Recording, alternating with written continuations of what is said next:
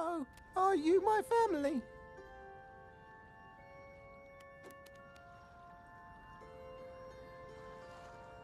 You don't have a family, and we're all going to die. What?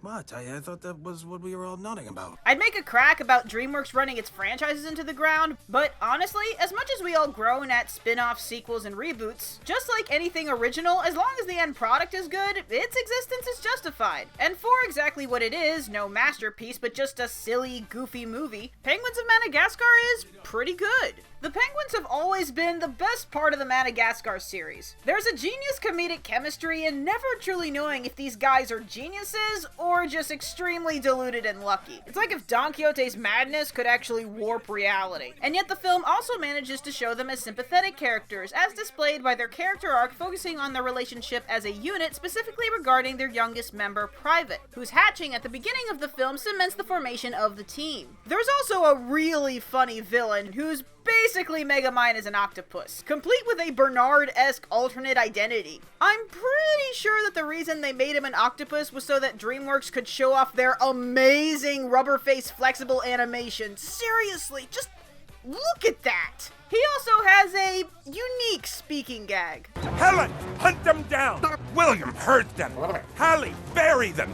Hugh, Jack, man the battle stations! But this film is still laser focused on the fast-paced savant silliness that makes the Penguins fun in the first place, which is why the Special Forces North Wind group are kind of necessary, even though as characters they are completely forgettable. Though Benedict Cumberbatch's Agent Classified is actually pretty great, they both serve as a personal obstacle for the Penguins as well as the Penguins' straight men, as a stable contrast to the Penguins' hyperactive antics. Yeah, that's the kind of one problem I have. There are just some scenes that move way too fast. There was a chase scene early on that I'm sure had tons of great animation, but I was only able to see a fraction of it because it was moving 1,000,000 miles an hour. And though this is a factor of all of the Madagascar series, seriously, someone call Protective Services because there is some serious physics abuse going on around here. I have like 5 of those jokes. So if you don't like your cartoons too cartoony, you're probably already not a fan of the Madagascar series. It is a silly movie, but it's a silly movie that works. Mostly because that douche muffin King Julian isn't in it! If my boy marries the girl, I will finally rule the land of the remembered. And if my boy marries the girl, you will. You will stop interfering with the affairs of men. What? I can't do that! Come on! It's the only fun I ever get! Book of Life gives us our first mainstream Hispanic fairy tale, with a very unique wooden puppet character design and beautiful Day of the Dead colorful visual aesthetic, which sadly someone thought would only make sense if we had an unnecessary, unfunny modern-day framing device. And in fairy tale fashion, it features 2 guys trying to win the affections of a female, complete with marriage bartering. Yay! Granted, Maria had much more character than I thought she would, but we still need to shed that idea that giving women swords automatically makes them interesting. And the first act is a pretty solid testament to women dig musicians. Oh, you can't woo me with 1 song, but 2 will do it. Also, this is partly a jukebox musical. Yay. Okay, that's just one disagreeable element that just happens to be a major plot point. What does the film do well? Well, I really like that death is a major subject in a family film, even when they still try never to use the actual word, and the last scene takes death about as seriously as Dragon Ball Z. But while the romantic arc is prominent, and all things considered isn't even all that terrible, the film is just as much about family love, and that's the part that's actually really interesting. Anything having to do with the Sanchez family, especially in the Land of the Dead, is more relatable and very touching. And the main character is very likable. The other guy is not. See, you can tell he's a jerk because he's using modern colloquials. But you know what the best thing about this movie is? The gods! Every scene with these 2 is golden. And my god, they look amazing. And, okay, seriously, anyone else see Carmen Sandiego's ship with Discord? I admit, there's a certain amount of this film I disagree with personally, and the narrative might not be the most original thing ever, but honestly, I'm really impressed. These are the guys who did Freebirds last year, which was their first film. So, Real FX, you win the award for Most Improved. I don't know. The Red Hats have them building something in their factory. Ned, what's going on? Where are the rivers of blood and mountains of bone? I was promised mountains of bone! Box Trolls has Laika's signature gritty, quirky, amazing stop motion, but unfortunately not one of their signature darker stories. It's merely a cutesy boy raised by wolves Tarzan plotline. However, the world they've made for this movie is very creative and astoundingly detailed. Not just in the way that it looks between the town and the Box Trolls cave, and this is some of the smoothest stop motion I have ever seen, but you also get a real sense for the culture of this town with its pretty blatant but interesting class disparity allegory. And classic dialogue devoid of modern vernacular, I've missed you! And while Eggs is well voiced and adorable, best character definitely goes to the villains, who aside from having most of the best lines, are also the most complex and significantly fleshed out. In fact, in a lot of ways, this guy is very similar to Nightcrawler, revealing the dark side of the do whatever it takes to make it American dream, no matter how much it is literally killing him. Also, spectacularly and unrecognizably voiced by Ben Kingsley. He earned that award. It's also one of the more fun solo female tag-alongs with her fascination for the gruesome. And oh yeah, the Box Trolls are in this movie. Kinda wish they were in it a little more, but they are cute and well designed. So not terribly original, but definitely atmospheric and very charming. Also, winner of the best mid-credit scene. Okay, after the obvious. Okay, I'm sorry. Can I say for a minute how kind of messed up it is that in this predominantly CGI age that there is still a company that regularly produces stop-motion theatrical animation, but no company still doing traditional? You know, aside from Japan and DC. By the way, if you have not been watching these movies, you should do that. Like, if the upcoming Suicide Squad movie is better than this, I'll be shocked.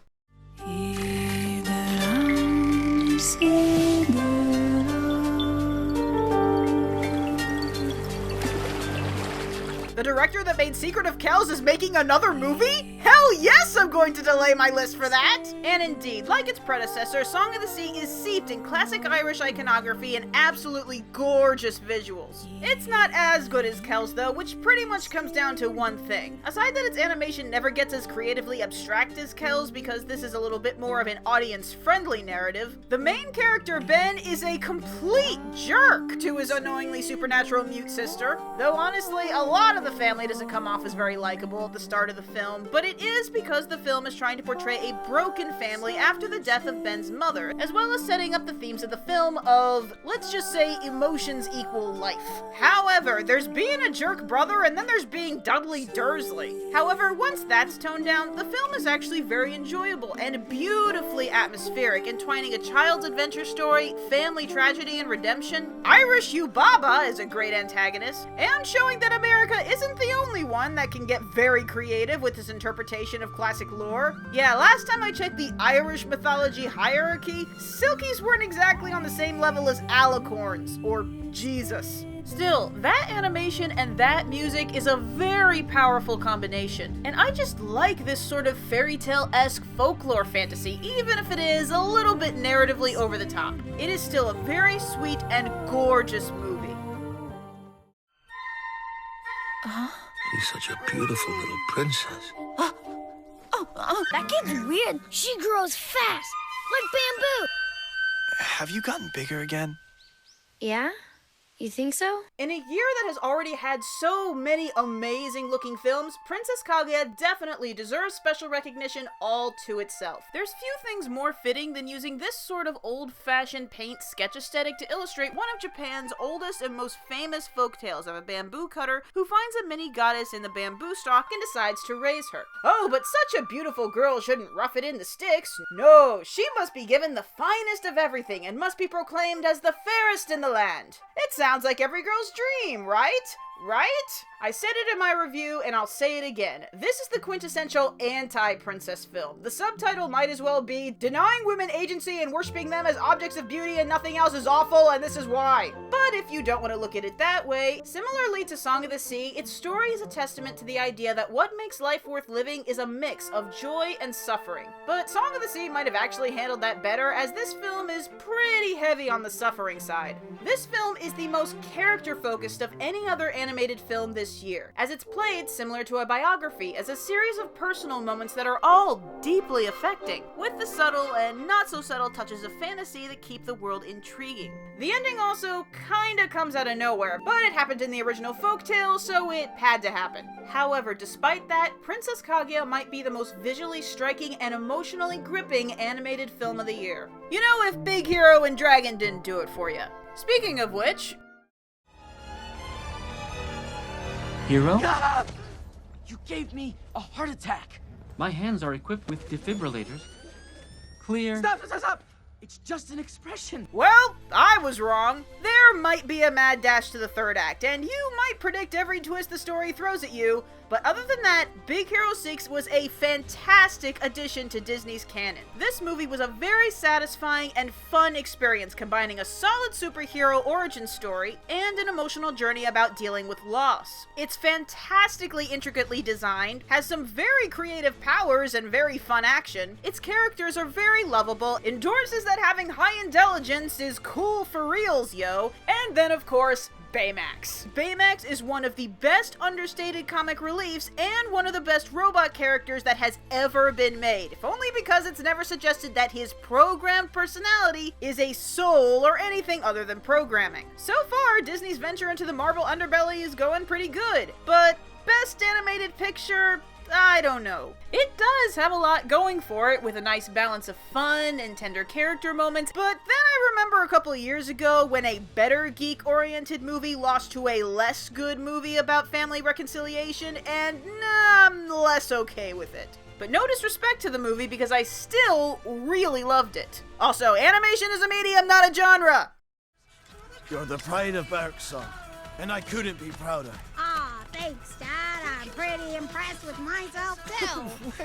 When have I ever done that with my hands? You just did. Okay, so a couple years ago, I said something about the positive reception of How to Train Your Dragon made me like it less, and that was the textbook definition of petty, and I apologize. Though I still don't like it as much as everyone else, and I still think Tangled is better. However, I did gain a new fondness for the franchise because of DreamWorks' Dragons. This show really fleshed out the world for me, and also does away with the high school archetype BS. By the way, if you were wondering how much of the show was incorporated into the sequel, the answer is none. Like, Stoic is writing two completely different dragons. Anyway, so I was looking forward to this movie, and it is amazing. The level of detail in this world floors me. The dragon designs, the dragon mannerisms, the clothes, the gear, the movements, the backgrounds, the flying. And I think this is the first animated sequel that has properly aged its major characters, and so many of them. And it's official, there are Ouran fans in the design department. And what's this?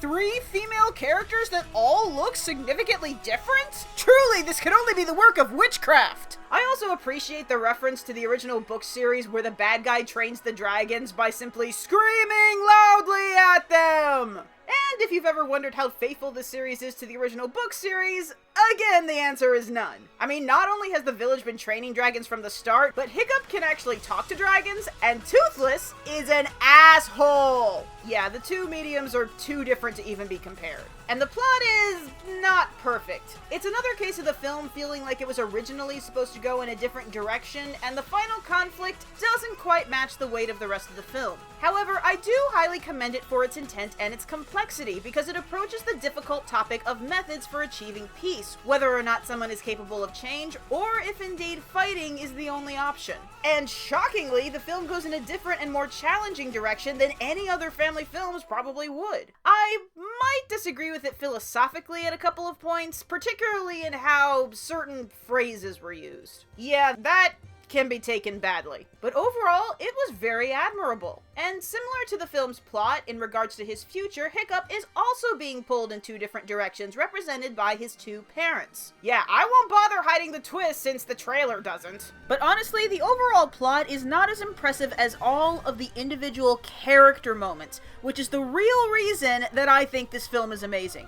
These scenes aren't just brimming with personality, you can truly feel the relationships and the intimacy between between all these characters. And this includes dragons. Not to mention, we get to see the side characters actually do something important. So because of its world building, its detail, its action, and its characters, I definitely prefer this film to the first. And hey, this did win Best Film at the Annie Awards, and really, that's the only one that really matters. Here in Cloud Cuckoo Land, there are no rules. There's no government, no babysitters, no bedtimes, no frowny faces, no bushy mustaches, and no negativity of any kind. You just said the word no like 1,000 times. And there's also no consistency. I hate this place. Like this comes as a surprise to anyone. There is so much I love about this movie. I love that the frame rate was purposefully dropped to make it look like stop motion. I love that even the smoke, water, and blur lines were made out of Legos. I love Benny. I love that Lonely Island did the verses for this song. I love the cameos, even if they're short. I love that it's called Middle Zealand. I love Unikitty. I love that the robots are called micromanagers. I love that the things on top of Lord Business's helmet are coffee cups. I love that this movie's existence means that no one can ever use the "it's just a toy" commercial excuse ever again. But you know why I really love this movie? Because for the past 5 years that I have been doing this, the gist of nearly every review that I have ever done has basically been a variation of, gee, I wish the same amount of effort went into the story as the animation. And for once, I don't have to say that! A movie where story and ideas are king to compensate for the fact that the animation is being kneecapped at the starting line. Because yeah, there's no way around that. Making everything out of Legos does make some scenes, especially the action scenes, a little hard to see things clearly. But even then, the animation doesn't take any shortcuts. You see the plastic seams and even the chips and wear and tear. But what makes this so brilliant is that it's not a story that just uses Legos as a medium. It uses the contrasting philosophies of Lego construction into its entire conflict between people who follow the instructions and those that create their own structures. But in a nice turn, doesn't automatically praise the creative types like any other movie would, because you know, movies are made by creative types, but shows the pros and cons of both. The imagination of the individual and the effectiveness of working together, all with a self-aware examination of the oldest plot trope in the history of storytelling. And while it's true that it basically still being a hero's journey means that it needs to hit a lot of the regrettable and predictable story beats, they're still all integrated and important to the story's overall theme. Mostly. Oh, and let's not forget the biggest mindfuck moment of the year! Sorry, Gone Girl. And then it was also one of the best comedies of the year. And out of every other movie that tries to teach the true nature of being special, I think this is the only one to do it correctly. If anyone can be a hero, really anyone can be a hero.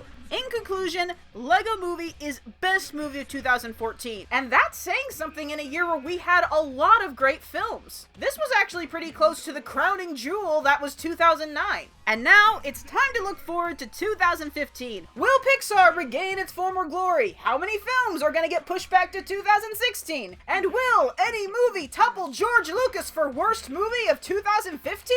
Thank you all so much for watching, comment, like, subscribe, etc. And you stay incredibly shiny, Animaniacs. And oh my, no, not a chance.